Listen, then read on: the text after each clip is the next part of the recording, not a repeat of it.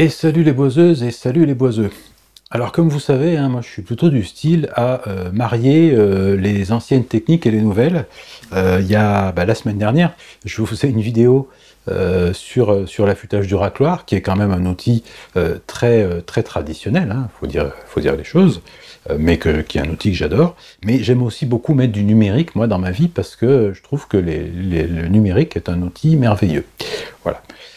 C'est un petit peu dans cet esprit-là qu'on avait présenté une conférence débat avec Mécanica, qui m'avait fait le plaisir de me rejoindre lors du salon Habitat et Bois, pour que le public du salon Habitat et Bois, sur la partie atelier touchant du bois du salon, puisse poser des questions directement à Mécanica. Dans cette conférence étaient présentes 4 personnes, Julien, qui travaille donc pour Mécanica, 2 personnes qui utilisent dans leur activité la CNC pour leur réalisation dans le domaine de la menuiserie, ainsi que moi-même, et j'utilise moi dans ma passion, et j'utilise quotidiennement la CNC pour tout un tas de réalisations. Donc je vais vous retransmettre l'intégralité de cette conférence, hein. J'ai fait un petit montage.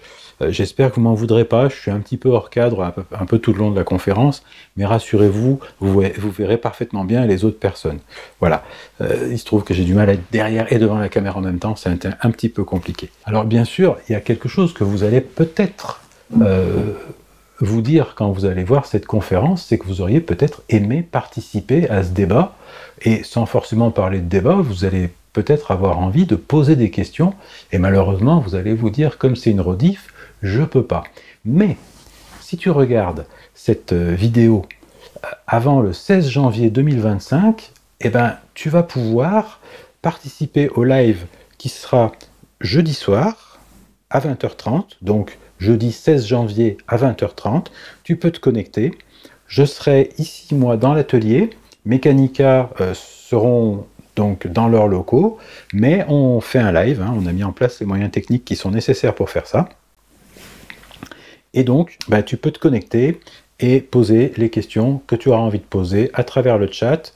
Ce sera retransmis sur YouTube, sur Facebook et sur Twitch. Voilà, donc sur ces 3 canaux de diffusion, hein, tu peux poser tes questions où tu veux, ça arrivera. T'inquiète pas, on s'est débrouillé. Voilà. Alors, cité d'attaque à jeudi soir, à 20h30. Et donc, voilà, je vous laisse avec Mécanica. Et puis moi-même, en fait. Ça fait bizarre de dire ça. Je vous laisse avec moi. Et moi, je vais manger. Top.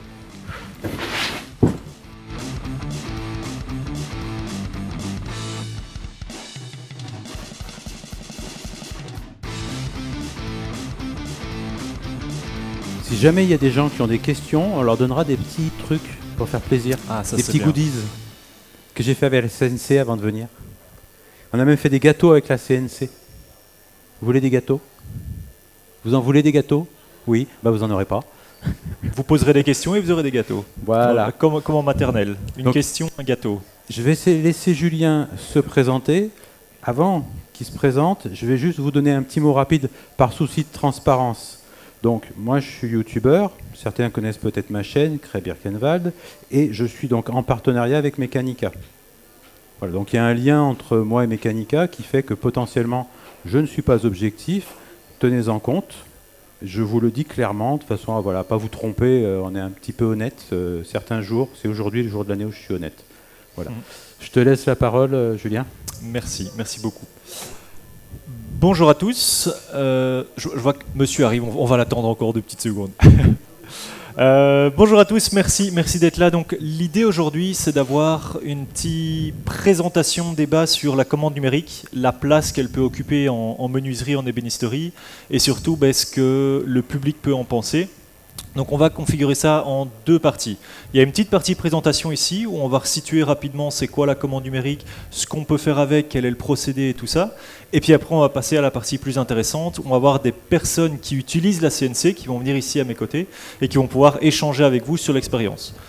Je me présente, Yann m'a rapidement présenté, je suis Julien, je suis de l'entreprise Mécanica.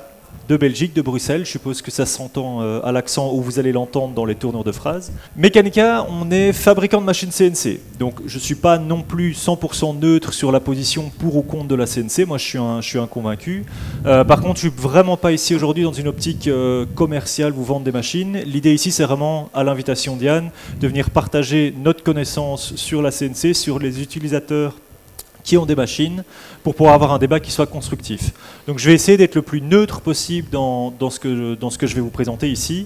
À côté de ça, moi personnellement, je suis aussi en formation ébénisterie, donc je confronte aussi un petit peu cette partie traditionnelle numérique dans ma formation à côté, et donc c'est intéressant aussi d'échanger tout ça avec vous. Comment on va faire cette petite première partie présentation? Ça devrait durer une quinzaine de minutes, ne vous inquiétez pas, on ne va pas s'endormir. On va revoir un petit peu ensemble ce qu'est la commande numérique, ce qu'est la CNC, le fraisage numérique, tout ça pour resituer. On va resituer bien aussi le flux de travail, donc comment est-ce qu'on travaille avec une commande numérique et quelle est la part de la connaissance humaine manuelle et la part du numérique quand on parle de travail à la commande numérique.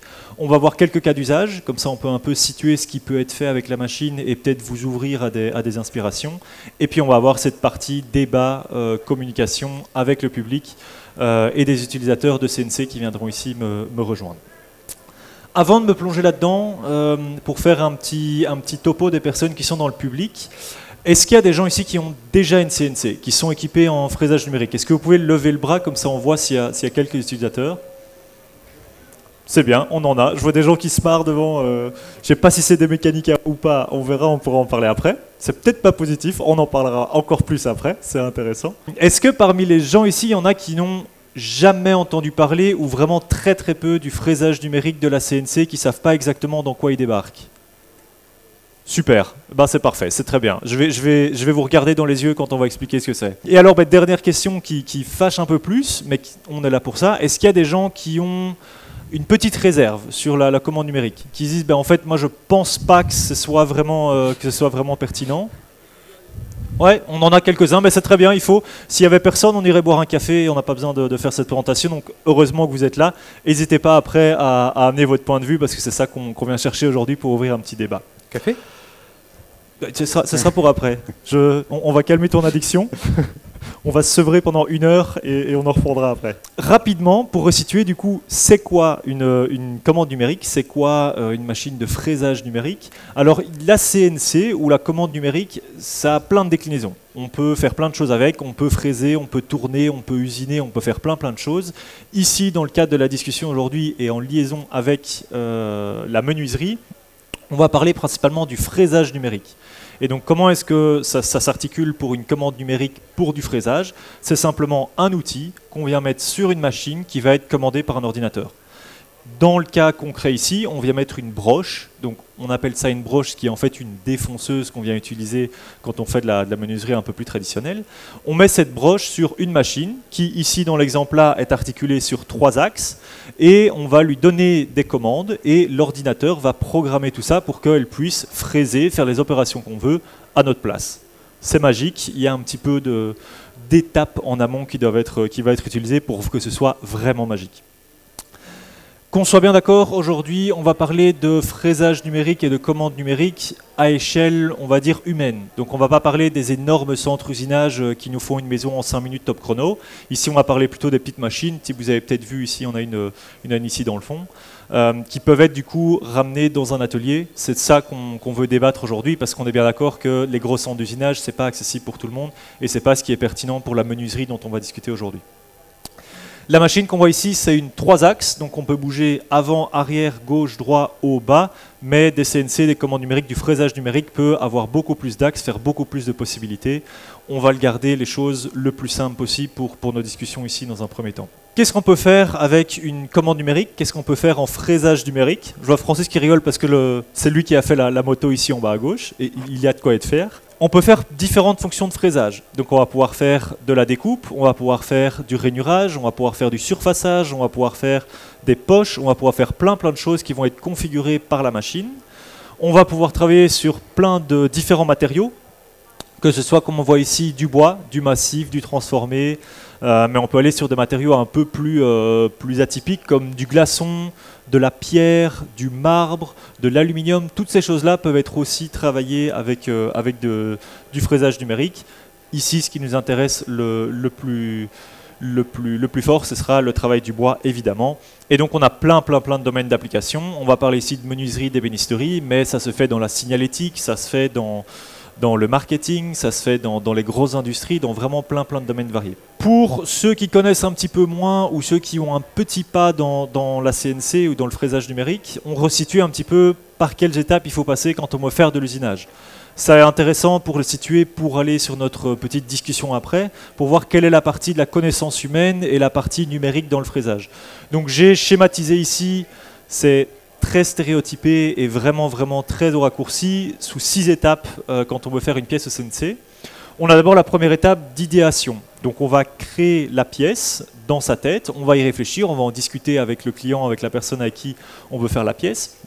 Ça passe aussi par le choix des matériaux, le choix des assemblages qui vont être faits. Et donc ça va vraiment être propre à la personne qui va créer, à ses propres compétences et à son propre vécu dans le travail du bois. Donc il y a des compétences à connaître, il y a des bases à savoir maîtriser pour savoir ce qu'on va pouvoir mettre ensemble et ce qu'on va vouloir construire par la suite. Ensuite, on va mettre ça de manière un peu plus concrète. On va faire du dessin, on va faire des croquis, on va un petit peu formaliser le projet qu'on va vouloir mettre en place. Et on va passer aussi à la préparation, donc prendre notre bois, peut-être déjà le mettre à pré-dimension, le raboter, le dégauchir, en fonction de ce qu'on va faire après avec la fraiseuse. On passe ensuite dans la partie fraisage numérique. Donc c'est 3 étapes principales qui vont être fondamentales quand on va travailler avec du fraisage numérique. C'est d'abord du dessin numérique. Donc c'est un des gros points bloquants et qui peut un peu déranger pas mal de personnes quand on passe sur du fraisage numérique. Mais la première étape, c'est bien sûr de faire le dessin sur l'ordinateur. La machine, elle va écouter nos instructions, elle va les appliquer, mais pour ça, il faut les avoir préparées en amont et donc avoir des dessins qui soient exactement, parfaitement exécutés sur ordinateur. On parle du dixième de millimètre sur la précision. Et ça, on passe par un logiciel qu'on appelle un logiciel de conception assistée par ordinateur. On peut entrer plus en détail après, si vous voulez, on pourra en discuter. Je ne vais pas en rentrer en détail ici. Une fois qu'on a fait ce dessin, on passe sur la fabrication numérique. Alors c'est un petit peu étrange, une fabrication numérique, mais en fait on va préparer le dessin et lui dire ce dessin, ce croquis, le modèle que moi j'ai fait, comment est-ce que la machine va devoir exécuter les opérations pour l'avoir en concret. Donc ça passe par le choix de la fraise qu'on va utiliser, les vitesses d'avance et de rotation de notre broche.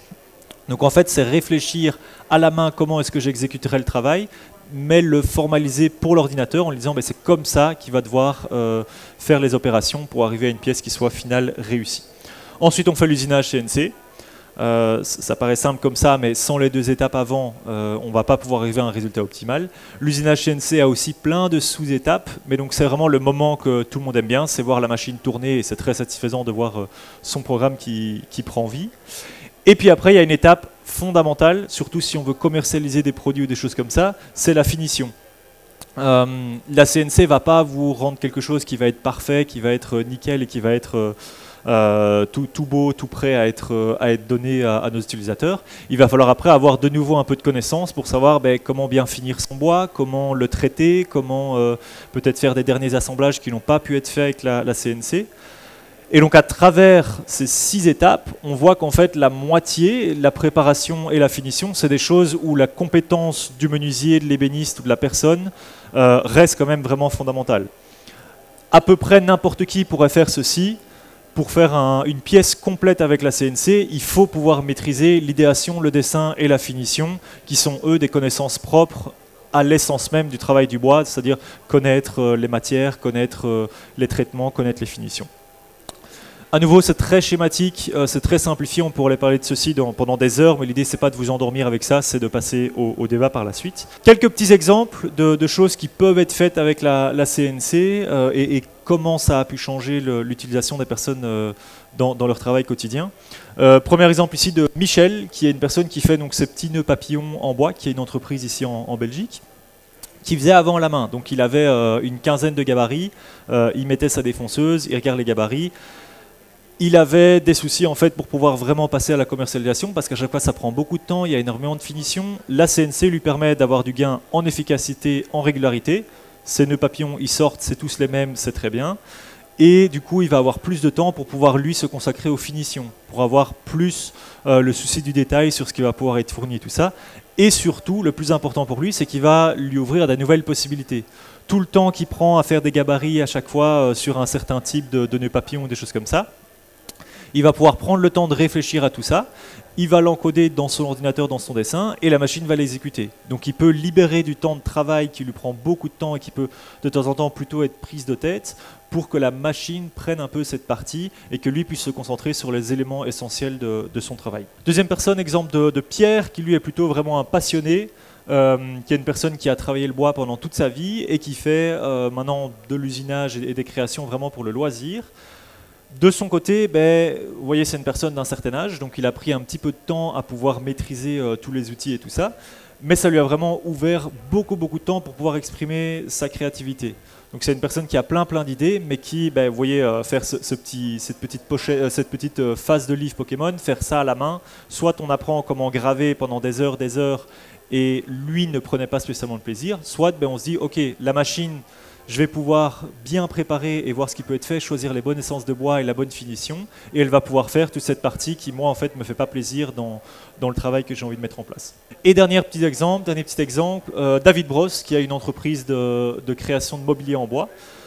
Donc lui, l'idée, c'était vraiment de pouvoir passer à une étape supérieure. Dire, en fait, il fait déjà des chaises, il fait des choses, mais ça lui coûte 1 500 € pour faire une chaise.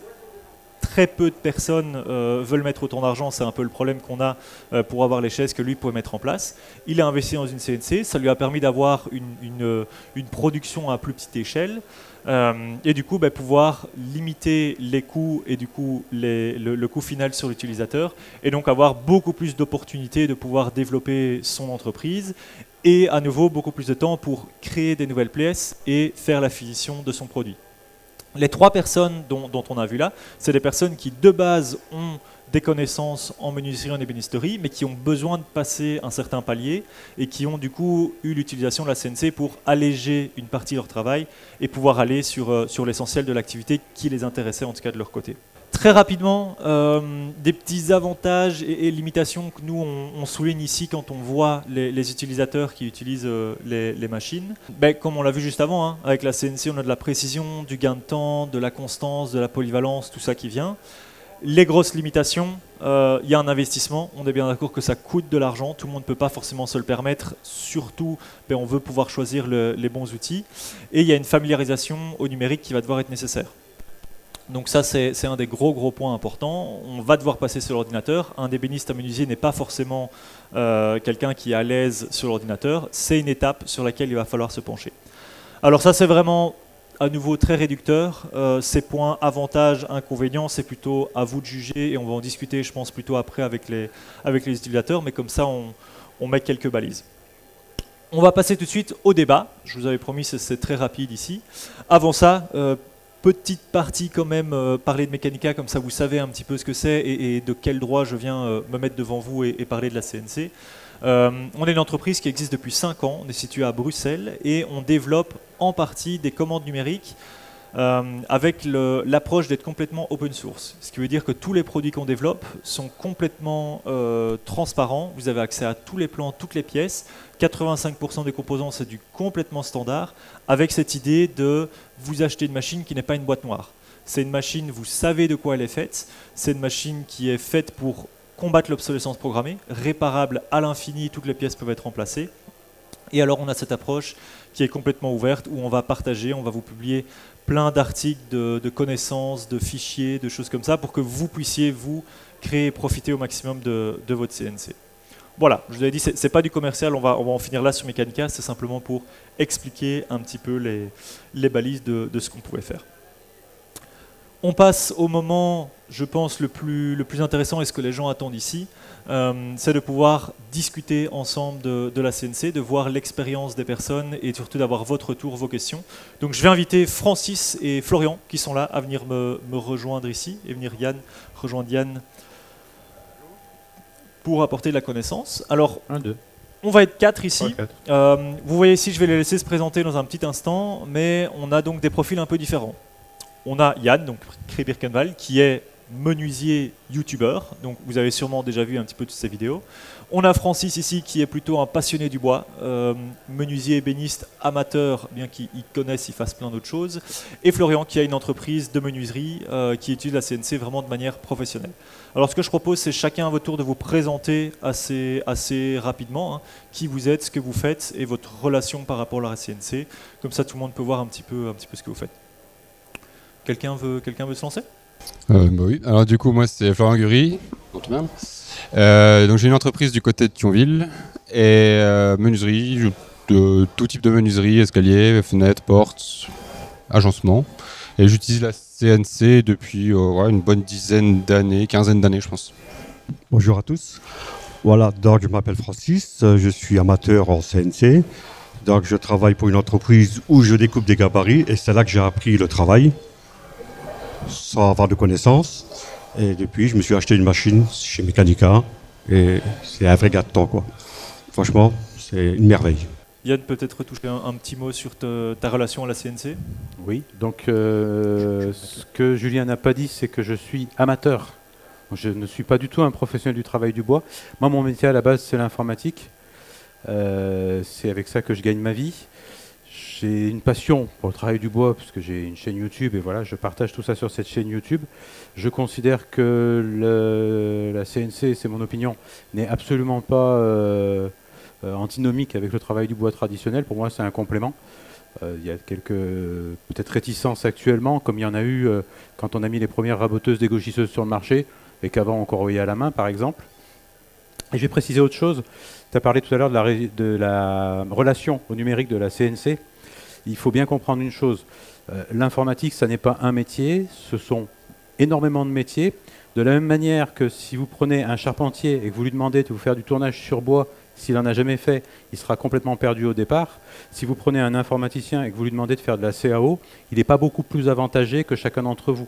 L'informatique, c'est vraiment énormément de métiers. Prenons par exemple, au hasard, un administrateur de base de données.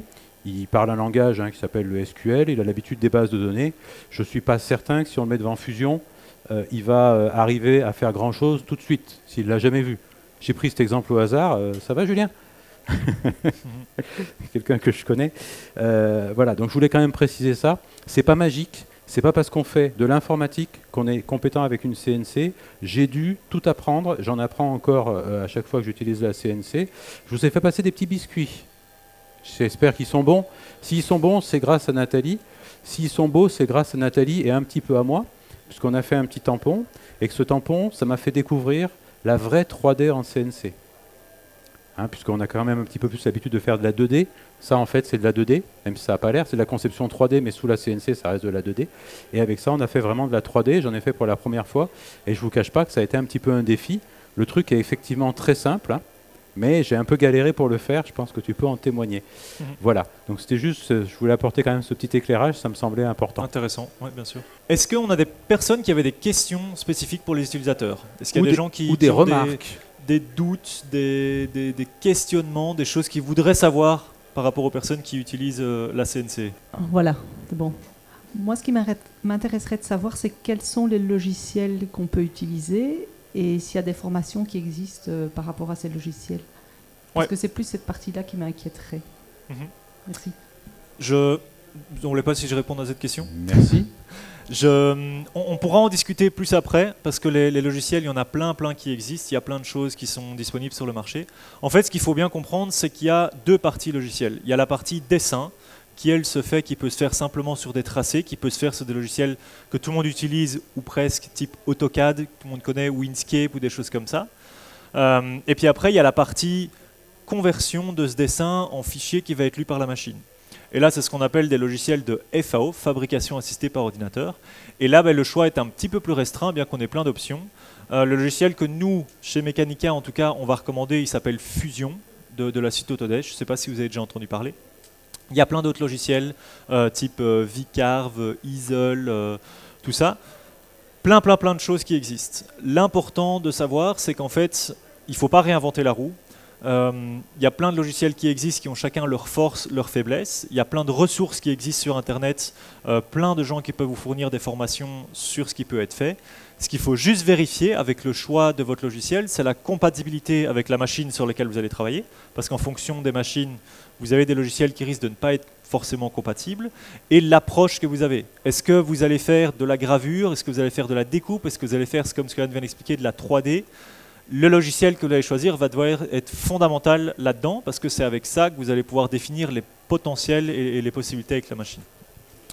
Alors maintenant, de mon point de vue Mechanica, nous on fait des formations, donc on fournit des formations qui sont du coup données en ligne. On est basé en Belgique, et alors c'est des petits groupes de 6-7 personnes, c'est 4 demi-journées sur lesquelles vous avez un formateur qui va vous expliquer de A à Z sur le logiciel Fusion, comment faire votre pièce, comment la transformer pour faire de l'usinage. Et alors après, vous avez un module sur la 3D. Tu pourras en participer si tu veux ne plus te gratter les cheveux. Et un logiciel sur les assemblages. Donc comment bien savoir faire des assemblages, comment gérer toutes les petites subtilités avec la CNC. À côté de ça, il y a vraiment plein de formations sur Internet qui existent. Si vous voulez, vous pouvez me revoir après, on peut en discuter plus en détail. Ce qui peut être intéressant de votre côté, c'est d'expliquer, point de vue logiciel, ce que vous avez choisi et comment vous fonctionnez pour faire la CNC. Comme ça, c'est plus un point de vue utilisateur. Francis, par exemple? Voilà, comme logiciel, j'utilise un logiciel qui s'appelle SVG, donc c'est Inkscape, en anglais je ne suis pas très fort.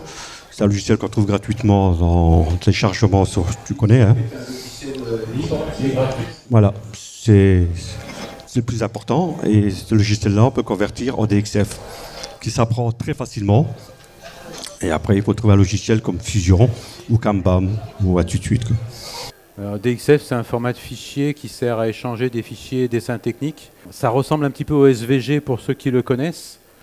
La différence entre les deux, c'est que le SVG n'intègre pas de notion dimensionnelle. Un SVG n'a pas de réelle dimension physique, alors que le DXF intègre complètement cette donnée-là, ce qui est quand même assez important quand on veut passer sur de la réalité physique. Donc c'est un logiciel qui est très facile à apprendre, un petit peu de patience. Oui, c'est un logiciel Inkscape qui est plus à la base destiné à faire du dessin en 2 dimensions, hein, du graphisme 2D. Voilà, ce qu'on appelle du vectoriel.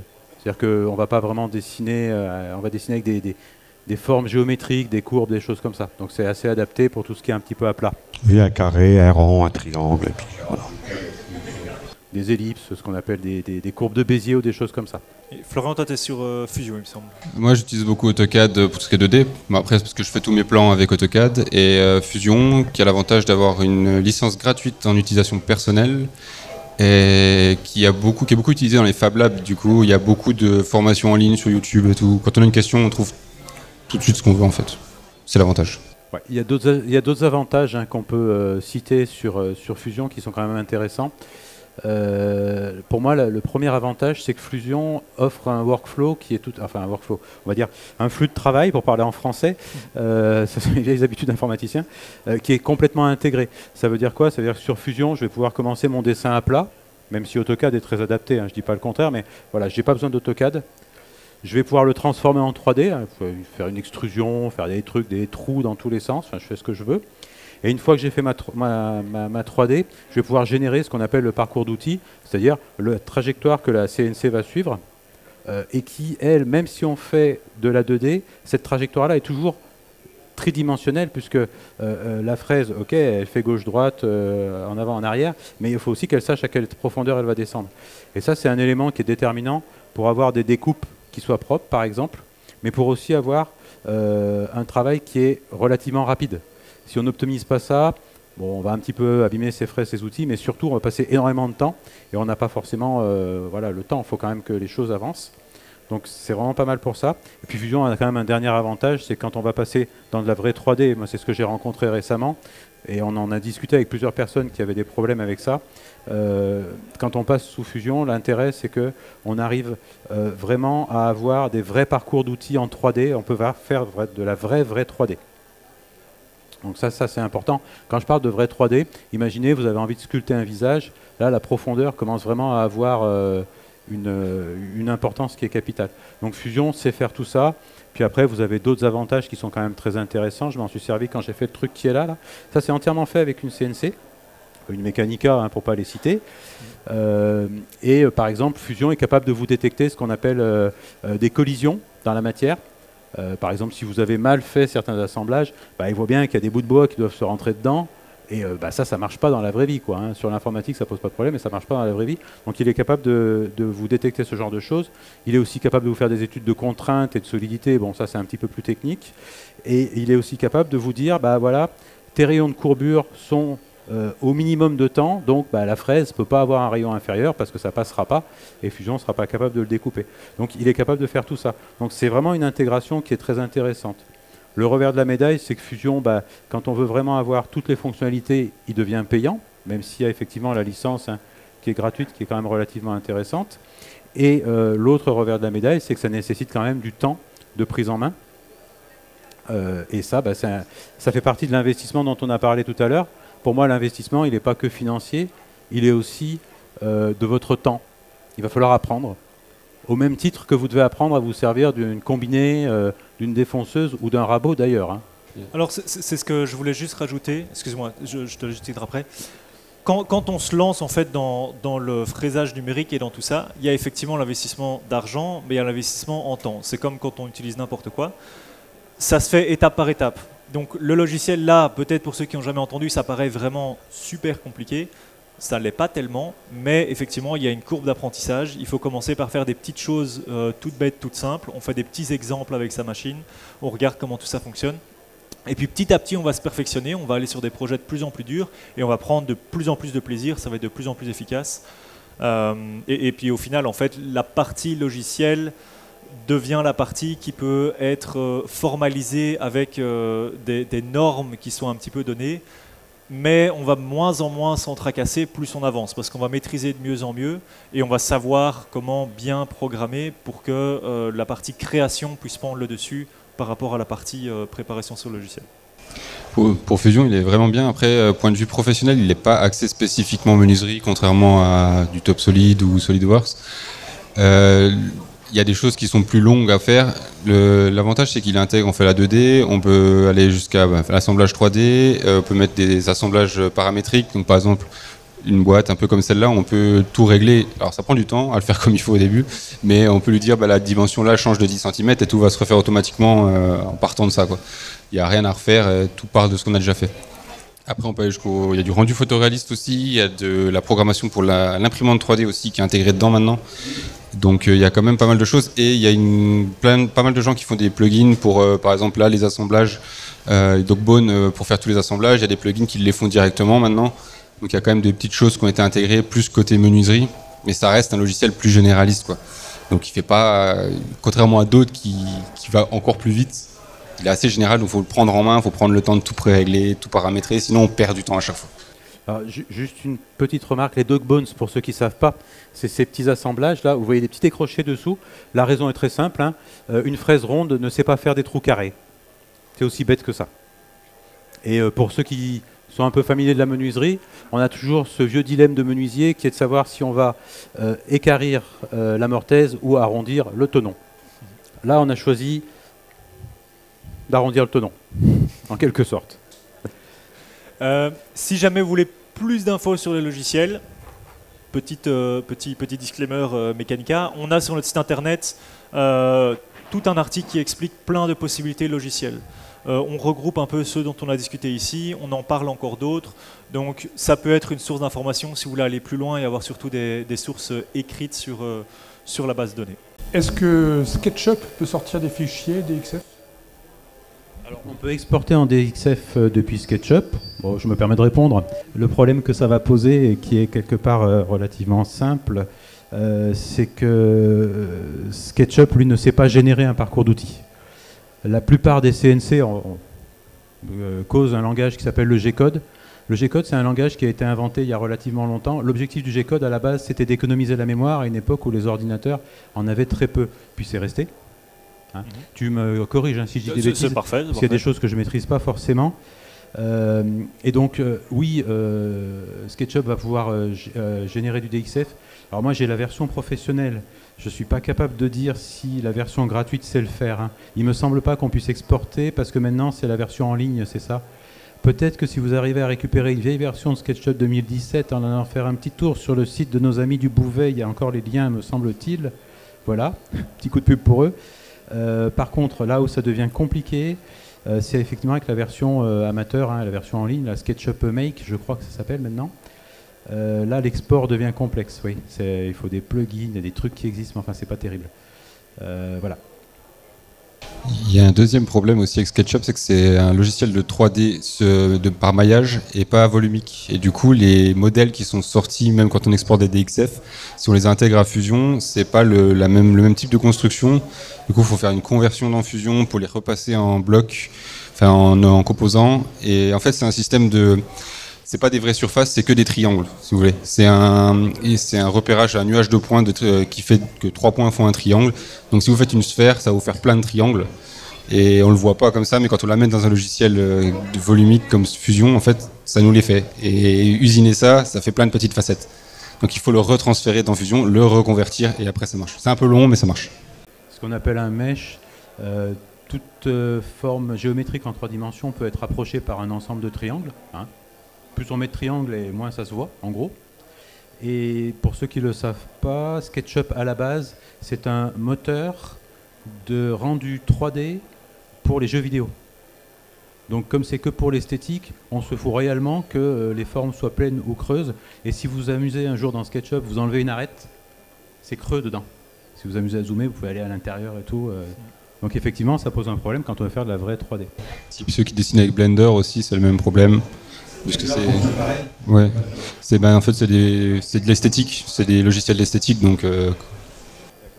Pour faire court de ce qui a été dit, SketchUp n'est pas un logiciel pour faire de l'usinage. C'est pas un logiciel qui a été fait pour. Donc il y a des solutions qui vont vous permettre de sortir de SketchUp pour faire de l'usinage avec, mais c'est vraiment pas optimisé et vous risquez d'avoir des petites surprises sur la conversion et tout ça. Donc ce qui est recommandé, c'est soit de pouvoir sortir en DXF de SketchUp pour pouvoir les retravailler et être certain que tout fonctionne si vous avez déjà des modèles là-dessus.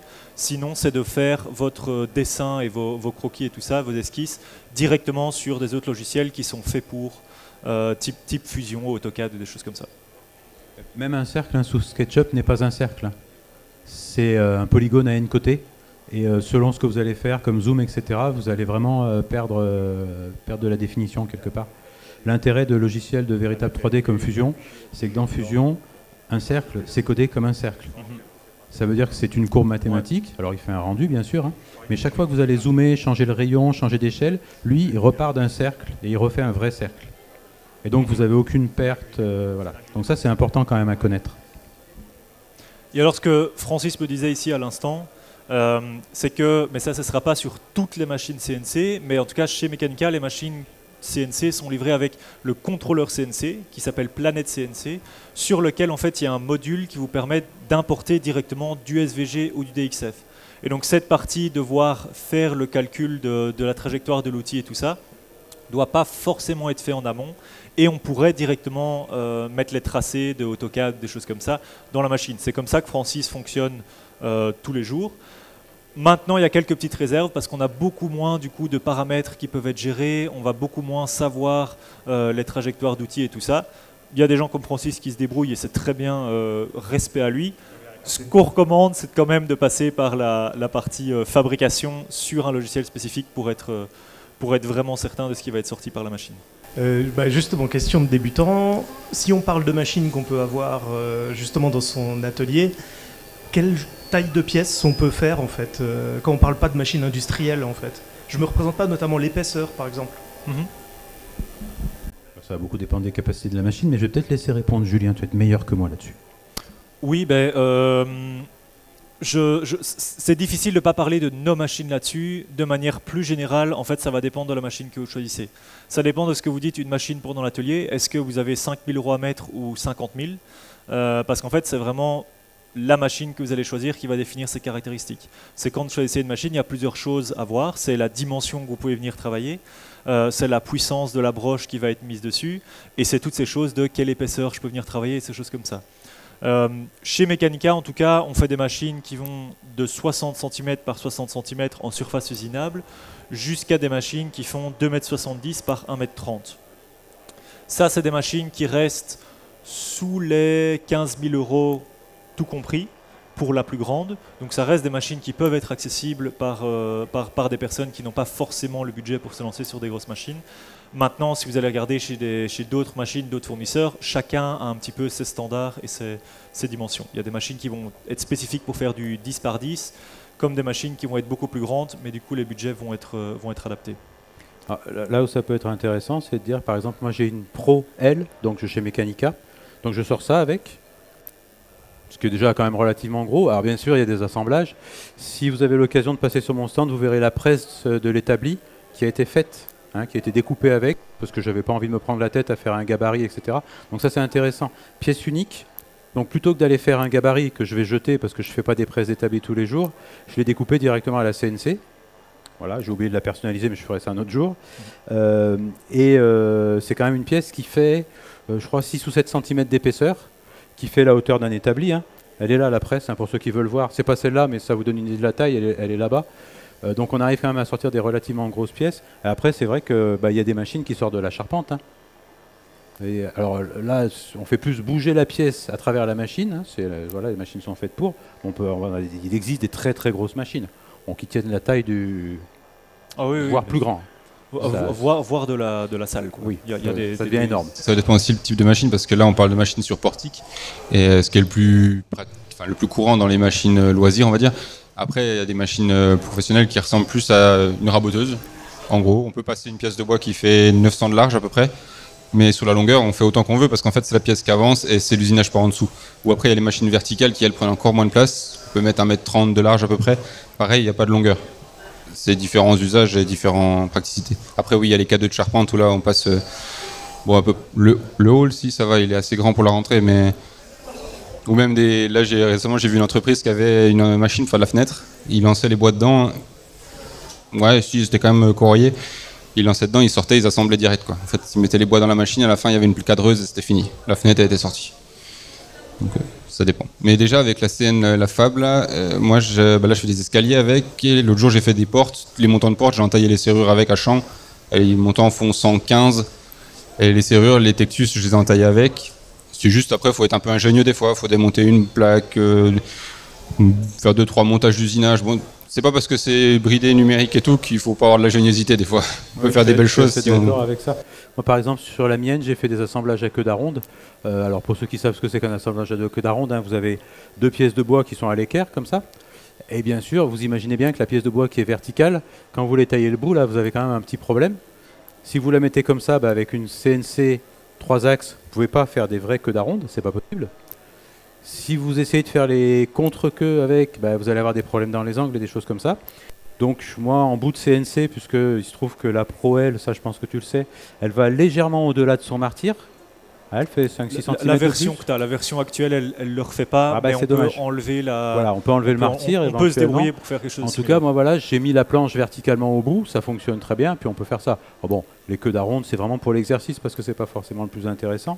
Puis après, je pense qu'il faut vraiment intégrer les choses dans notre cerveau. Si on s'adresse à un public de personnes qui sont amateurs du travail du bois, c'est pas parce que vous avez des planches qui font 1,50 m que vous pouvez pas faire un meuble de 3 mètres avec.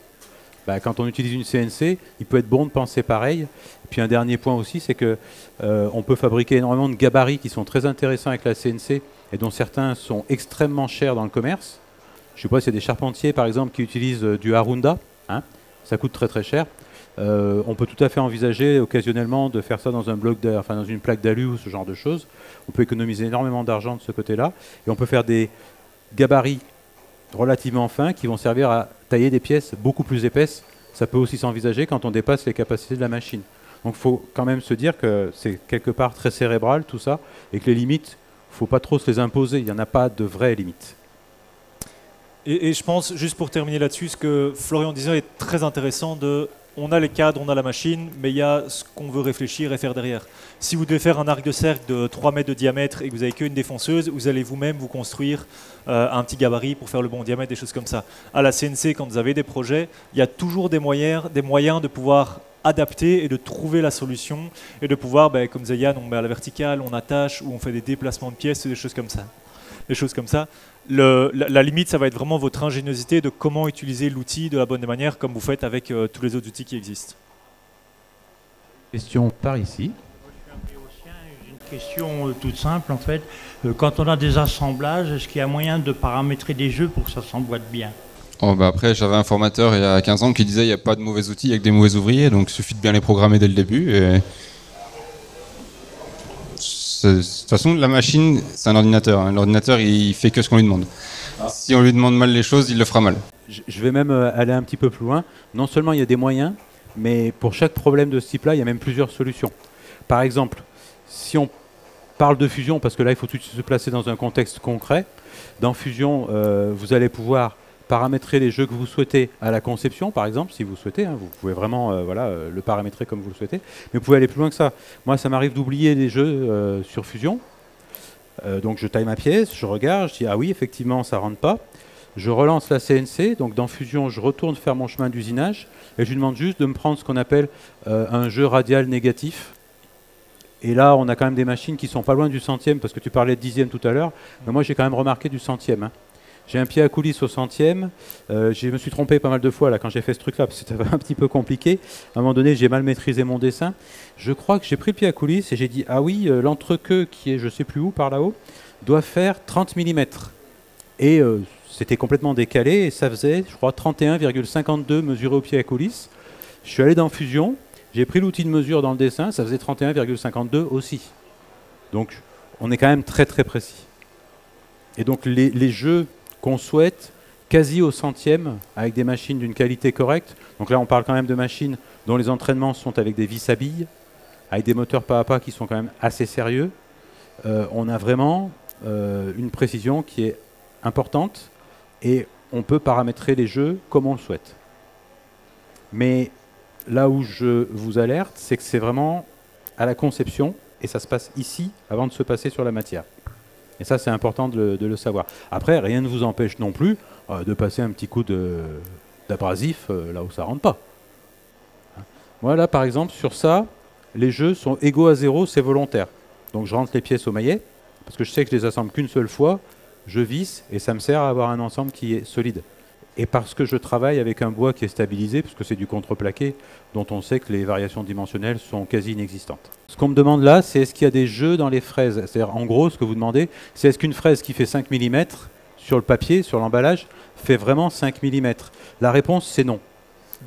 La réponse, c'est non pour plusieurs raisons. Et alors, je suis aussi partenaire avec Freewood, hein, qui est un fabricant d'outils en carbure, parce que le travail du carbure, même s'il est de très haute précision, c'est quelque chose qui est assez difficile. Ça se fait par frittage, c'est assez complexe.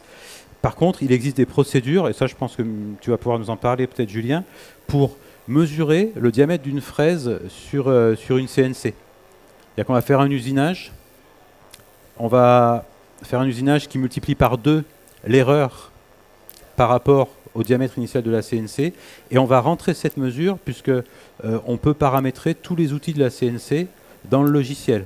C'est-à-dire que moi, Fusion, dedans, je dis voilà, cette fraise-là, voilà ses caractéristiques nominales. Hein, il y a des petits fichiers qui existent avec les paramètres des outils. Je peux très bien lui dire, bah, en fait, non, elle ne fait pas 5, elle fait 4,98. Alors si elle fait 4,98, bah forcément, dans un cas, ça va être trop court, dans l'autre cas, ça va être trop long. Puis si elle fait 5,02 ou 5,03 ou 5,05, ce qui est important, hein, parce que 5,05, ça fait quand même, quand vous passez de chaque côté d'une queue droite comme ça, vous avez quand même un jeu de 1 dixième. 1 dixième, c'est beaucoup. Moi, 1 dixième, je sais parfaitement que sur la rangée de queue, là, je rentre pas. C'est très clair. Hein. Je vais tout péter, mais je ne vais pas rentrer.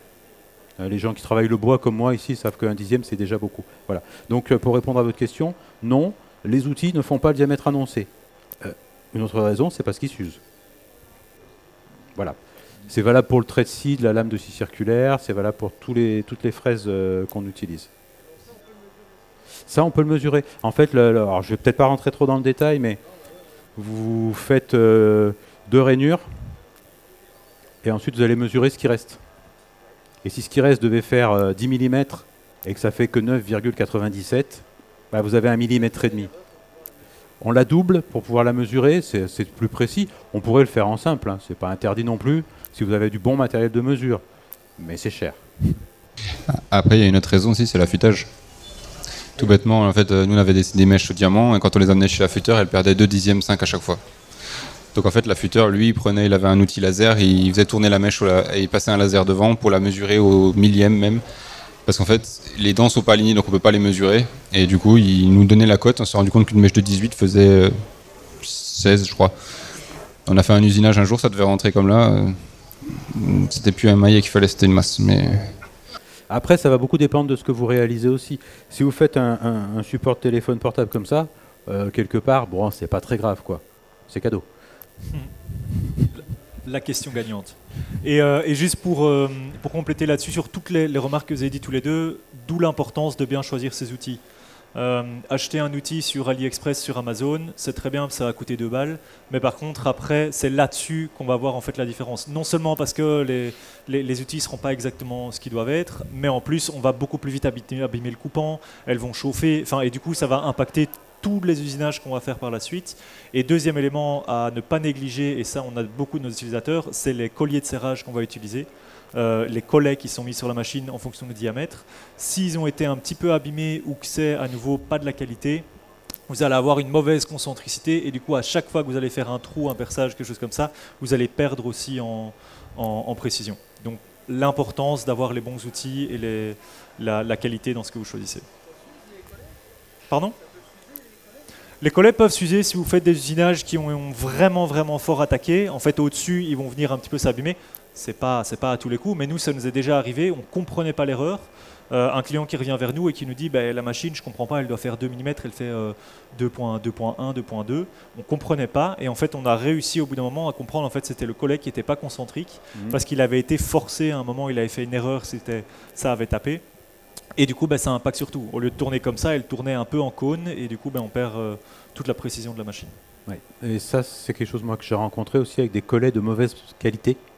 J'ai fait l'erreur d'en acheter et je l'ai regretté. D'ailleurs, les collets que vous fournissez sont de bonne qualité.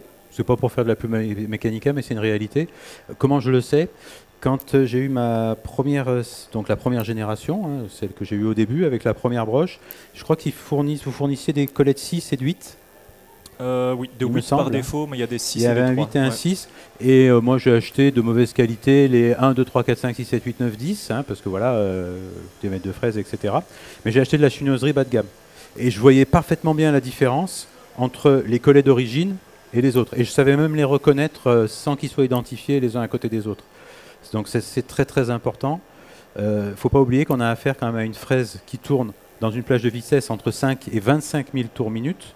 Donc tout ce qui est vibration, concentricité, etc., c'est très important. Et je pense que l'investissement dans des collets de bonne qualité, c'est important, quoi. Investissement, c'est pas non plus déraisonnable. Ce que vous fournissez aussi avec la VFD, avec la broche VFD, donc c'est les broches à variation de fréquence dont la vitesse peut changer, c'est important aussi également. Ils sont de bonne qualité aussi.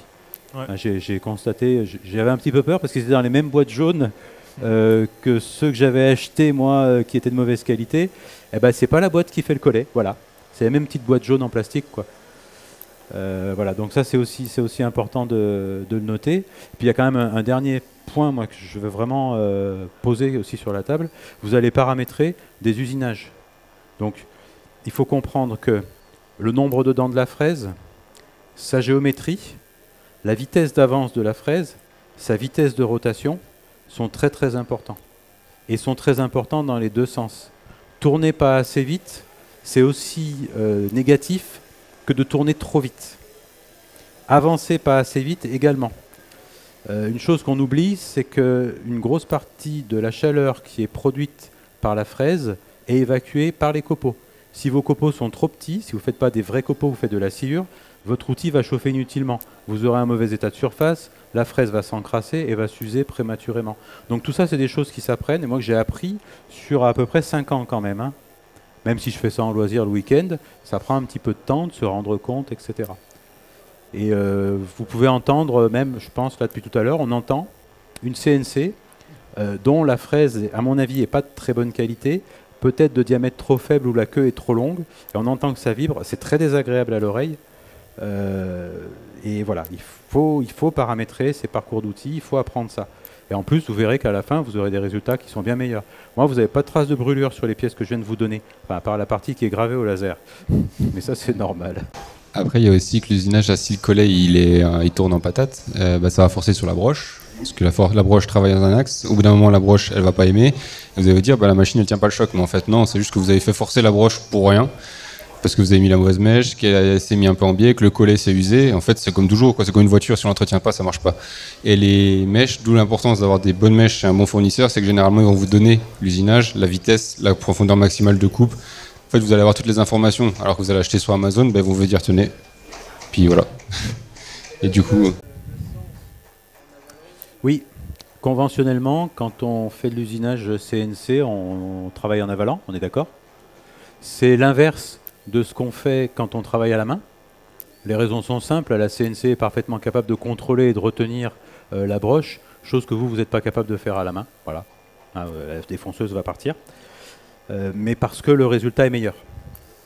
Voilà. Alors après, s'il y a des usinaires professionnels dans la salle, ils savent qu'on peut également travailler en opposition dans certains cas, etc. Sur les logiciels, j'en reviens aux logiciels, il y a des choses qui sont très importantes. Par exemple, si vous faites un chanfrein, donc vous savez comment on fait un chanfrein, ça se fait avec une fraise en pointe, donc pas avec une fraise à chanfreiner un roulement comme sur une défonceuse, parce que le roulement pose des petits problèmes avec la CNC.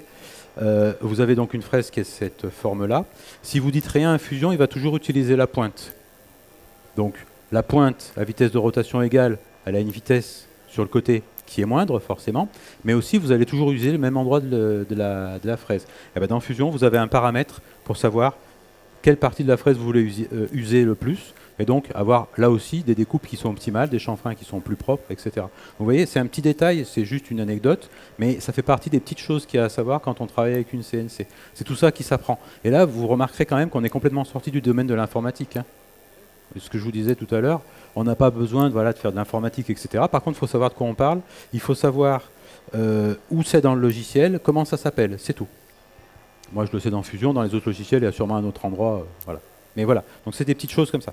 L'ordinateur et le logiciel sont des outils, mais Oui. c'est nous qui sommes opérateurs de la machine et c'est nous qui allons dicter ce qui va être fait. Il y a une question là-bas, vous. En attendant, pour compléter, parce que Yann parlait ici des vitesses de rotation, d'avance et de tout ça. À nouveau, si vous voulez, chez Mechanica, on a sur notre site internet totalement gratuit un calculateur qui vous aide avec une bibliothèque d'outils sur différents matériaux qui ont été testés, quels sont les paramètres qu'on peut appliquer, et un calculateur en disant moi j'ai une machine comme ça, j'ai une fraise comme ça, et on va vous sortir les valeurs par défaut qui sont recommandées.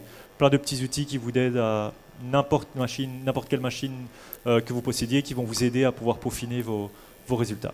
On peut être amené à changer de fraise en cours de fraisage d'une pièce. Comment est-ce qu'on procède sur le même dessin? Ça dépend de la CNC en fait. Sur une CNC qui a un arbre, une broche standard, on va dire c'est comme une défonceuse, donc vous avez la fraise que vous serrez. Selon le logiciel, la broche va faire un arrêt, elle va revenir vers vous, elle va s'arrêter, vous changez la mèche, il faut reprendre la hauteur, revérifier la hauteur, et vous allez après renvoyer le programme normal. Par contre, après, il y a des CNC qui ont des arbres avec j'ai perdu le nom, des agrégats, des mandrins. En fait, vous avez un rack avec tous les outils pré-rangés sur des blocs, et en fait, la CN va venir prendre le bloc qu'il faut, quoi. Ça dépend le type de CNC, encore une fois. Faut savoir si vous avez effectivement un changeur d'outils sur la machine ou pas. Je pense que chez Mechanica, c'est quelque chose qui est à l'étude. Oui. On peut le dire ou c'était secret? Merde, j'ai merdé non, ou pas? c'est pas des secrets, tout Voilà. le monde nous en parle, tout le monde le veut, ça devrait arriver. Donc là, je profite pour vous en parler. Ça, c'est un support de téléphone. Là-dessus, il y a plusieurs changements d'outils qui sont faits. Donc en gros, dans la procédure, alors c'est des changements d'outils manuels. Donc je vais travailler avec différentes fraises. Il y a un chanfrein. Il y a de la découpe. Donc la découpe est faite avec une fraise arrondie de 5 mm et les chanfreins sont faits avec ce que je vous ai dit tout à l'heure. Donc on va paramétrer plusieurs parcours d'outils. On va changer l'outil manuellement. Bien sûr, quand vous positionnez une fraise dans une broche de CNC, si vous la positionnez manuellement, vous allez la positionner à une hauteur qui n'est pas déterminée à l'avance. Donc forcément, il va falloir mesurer cette hauteur. Donc on a une procédure avec un outil de mesure pour savoir à chaque fois à quelle hauteur on est, avoir un travail précis. Mais on peut tout à fait avoir plusieurs outils, avec plusieurs parcours d'outils, sur une même création sans aucun problème. Alors après, on ne va peut-être pas rentrer trop dans le détail, mais on a des moyens pour pouvoir repositionner sa pièce exactement au même endroit, L'idéal, c'est quand même de ne pas la changer de place entre deux usinages. Moi, généralement, je programme mes parcours d'outils, je fais mes différents G-codes. Je vais faire premier G-code, par exemple, toutes mes ouvertures. Voilà. Une fois que j'ai fait mes ouvertures, je vais faire un changement d'outil. Je vais passer sur toute la partie chanfrein. Donc j'ai un changement d'outil. Et puis ensuite, je vais faire le tour. Alors pourquoi on fait le tour en dernier? Parce que quand on fait le tour, on va fragiliser énormément les bords de la pièce. Et donc comme la pièce risque de vibrer, on le fait en dernier. Comme ça, ce qu'on fait avant, c'est toujours plus facile. Et on va aussi prévoir des... Comment ça s'appelle? Des systèmes de fixation de la pièce. Donc des onglets, pourquoi pas, quand on peut. Parfois, on peut aller fixer les pièces avec de l'adhésif par en dessous parce qu'on ne veut pas forcément avoir des onglets. Voilà, donc ça se fait aussi. Et on peut aussi vouloir usiner les deux faces de la pièce. Et là aussi, dans Fusion, alors je parle de Fusion parce que c'est ce que je connais, mais il existe sûrement la même chose dans d'autres logiciels. On va faire ce qu'on appelle un changement de repère. Donc c'est assez simple dans Fusion et ça c'est intéressant, ça fait partie des possibilités du logiciel. Ça veut dire quoi? Ça veut dire que vous allez lui dire que l'origine est là. Et quand vous allez retourner la pièce, vous allez lui expliquer qu'on retourne l'axe Z. L'axe Z, c'est l'axe vertical. Donc vous allez lui dire qu'on le retourne. Et lui, il sait que vous avez retourné la pièce et il vous calcule le parcours d'outils qui correspond de l'autre côté. Et ensuite, on va travailler avec ce changement de repère pour faire en sorte que le repère principal de la pièce, notre origine pour l'usinage, se retrouve au même endroit. Alors il y a différentes techniques. Moi, la technique que j'utilise le plus souvent, c'est deux tourillons avec des trous qui traversent la pièce. C'est assez pratique parce que quand on repositionne sa pièce, on l'emboîte, on remet les brides et c'est reparti. Donc on ne se pose pas trop de questions de savoir, voilà, tout c'est très très précis. Donc il y a plein aussi de stratégies comme ça, de ce qu'on appelle des stratégies d'usinage. La stratégie d'usinage. Et d'où on en revient toujours au bon choix du logiciel de base. Parce que tous les logiciels ne permettent pas de faire toutes ces choses-là. Oui. Et donc le logiciel va être aussi déterminant dans ce que vous allez pouvoir faire et la facilité surtout avec laquelle vous allez pouvoir le faire. Et ça, c'est pour des machines avec mono-outils, donc juste avec un axe de perçage. Pour tout ce qui est un peu plus professionnel, on va dire, enfin tout ce qui est plus présent dans les menuiseries, les grosses machines, généralement il y a une tête qui change, donc un axe de défonçage. Et après, on a un multi-axe avec des trous de 5, les trous de 10, les trous de 8 pour les taquets. Généralement, il y a une rangée dans un sens de trous de 5, une rangée encore plus longue dans l'autre, une mèche de 35, des mèches horizontales. En fait, il y a toute une série pour l'agencement qui bouge jamais. Et après, on a juste l'outil de défonçage où on va mettre la broche qu'on veut, quoi. Ou alors, il y a même des têtes où il y a une broche de chaque côté et qui tourne. Bon, ça, c'est plus pour l'usinage métal, mais... Ça va assez loin, oui. Mais là, tu es en train de parler de machines en chiffres en centaines de milliers d'euros, là. Peut-être en acheter une tous ensemble pour voir. Écoutez, je vous laisse commencer, je vous regarde. Par rapport au comportement du bois, quand tu utilises une défonceuse, on est d'accord que tu calcules par rapport à ta fibre et au sens de rotation pour pas que tu aies d'arrachement. Et si la CNC c'est une défonceuse, comment tu prends en compte l'arrachement que tu peux avoir en usinant? Moi, il y a déjà une réponse simple, c'est que la CN, elle est constante par rapport à quelqu'un qui est avec sa défonceuse. Elle va avoir toujours la même vitesse d'avance, le même sens, donc déjà, elle va pas se prendre un nœud, et quand elle va prendre un nœud, prendre un coup ou quelque chose comme ça, elle est déjà beaucoup plus propre. Après, ça se définit dans les programmes d'outils, s'il y a une courbe sur du bois massif, on peut lui dire d'attaquer dans un sens et dans l'autre, ça marche. L'importance d'avoir quand même de la connaissance du bois et du travail du bois avant d'aller sur la CNC. La CNC elle-même, il y a différents outils qui existent, il y a différentes fraises, il y a des fraises qui coupent vers le haut, vers le bas, qui mixent les deux et tout ça, qui vont permettre d'avoir un meilleur état de surface si on a des fibres fragiles, des choses comme ça. Donc ça, c'est une partie outil qu'il va falloir bien sélectionner. Mais après, la partie sens du bois et tout ça, il y a la connaissance aussi de la personne qui va connaître son bois, qui va savoir comment pouvoir le positionner et comment optimiser tout ce qui peut être fait. Après, effectivement, l'approche est un petit peu différente parce que la CNC va moins être susceptible d'avoir des variations dans ce qui va être utilisé. Ouais. Dans la majorité des cas où vous avez de l'arrachement quand vous travaillez avec une défonceuse, c'est parce que l'opérateur est un être humain. On va se le dire, et cet arrachement il vient bien souvent de ça. Après, effectivement, il faut prendre en compte les caractéristiques du matériau. Je vous donne un exemple tout simple, les biscuits. Normalement, là, ça vous intéresse quand il y a à bouffer. Bon, donc les biscuits, ils ont été faits avec un tampon. J'ai fabriqué un petit tampon. Ce tampon, je l'ai fait en bois debout. Sachant que j'ai des épaisseurs en bout qui sont de l'ordre du 10e de millimètre à peu près. Je l'ai fait en bois debout parce que je savais que si je le faisais en bois de fil, donc c'est-à-dire que si je le coupe là, ça ne tiendra pas. Et je sais qu'en bois debout, ça tiendra. Ça, c'est ni le logiciel ni la CNC. C'est uniquement parce que j'ai une petite connaissance du matériau. Voilà. Donc c'est parce que j'en ai tenu compte, moi, à la conception. Donc ça, c'est aussi à vous de travailler. Ça, c'est du contreplaqué. Je pense pas mes assemblages comme dans du massif. Par exemple, si je fais ça dans du bois massif, je sais pertinemment que là, ça va tenir et là, ça ne tiendra pas. Hein, si la fibre est comme ça. Ça paraît évident à tous les gens qui travaillent le bois. Bah, l'avantage, c'est que ça, vous n'avez pas à le réapprendre quand vous travaillez avec la CNC. Une question du détracteur de la CNC, c'est parfait. Il n'y a pas de détracteur. Alors, moi, ça ne sera pas une question, ce sera plutôt un témoignage, parce que j'ai appris à travailler, il n'y avait encore pas les calculettes. Alors, quand j'étais jeune, les anciens n'avaient pas de calculette. Moi, j'en avais une, je passais déjà pour un feignant.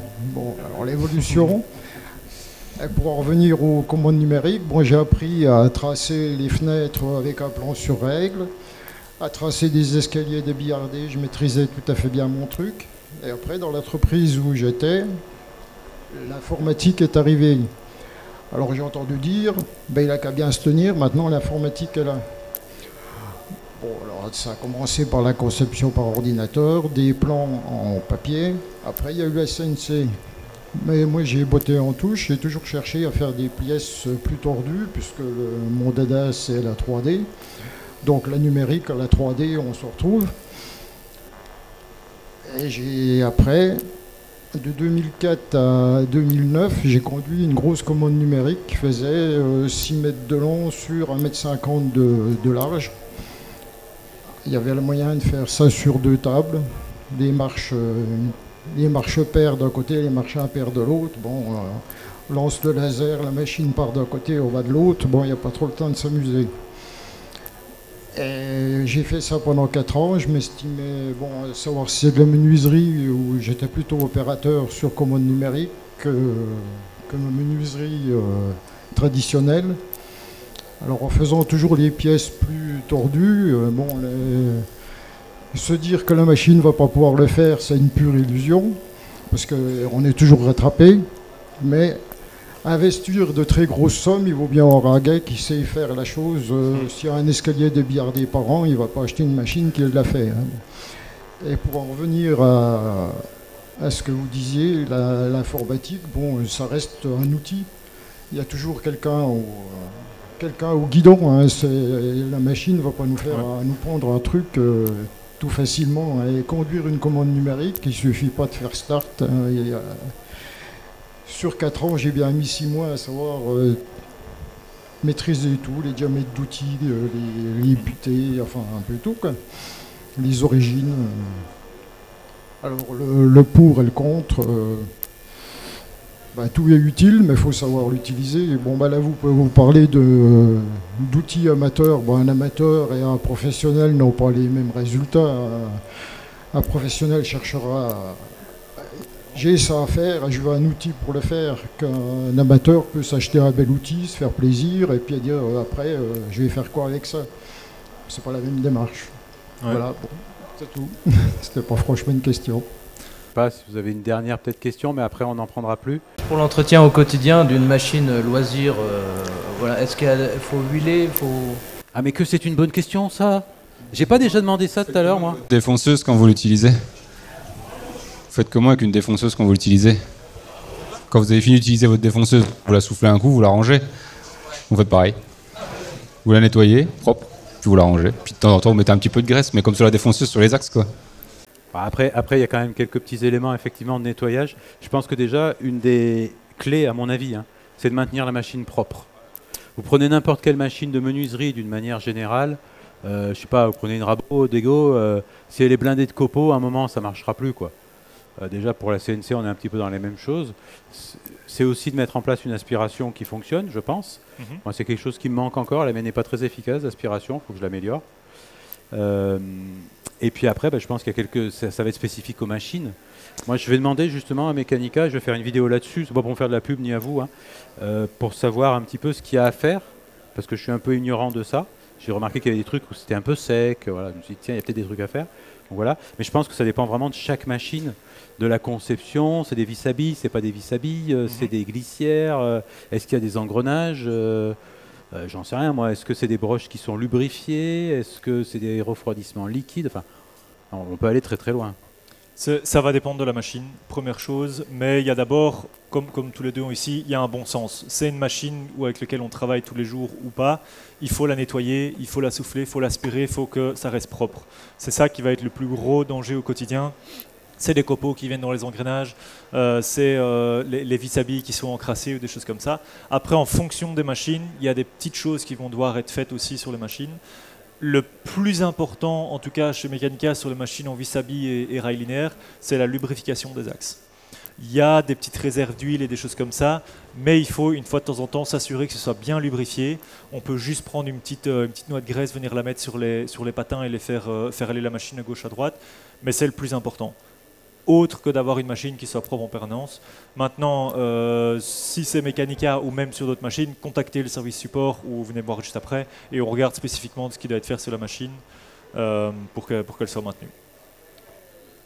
Merci beaucoup. Je vous remercie tous pour votre participation. On va applaudir le public. Merci beaucoup. Il me reste 2-3 bricoles, même si vous n'avez pas posé de questions, comme je ne suis pas rancunier. J'imagine que les biscuits, par contre... Ah bah ça m'étonne pas, ça. Non mais finissez-les, parce que sinon Nathalie va se vexer. Voilà. Merci beaucoup. Tu stationnes sur mon stand après, c'est ça? Oui, si jamais il y a encore des questions si jamais vous avez envie spécifiques, de parler avec Julien, bah, n'hésitez pas. Et en plus, on offre le café avec des biscuits. Oui, bah tu me prends pour qui? Ah bah voilà, parce qu'il faut l'entretenir, il faut la nettoyer, c'est ce qu'on a dit. Eh ben j'ai maintenu. Eh ben ça marche. Ah voilà. Merci beaucoup, messieurs, dames. Merci beaucoup.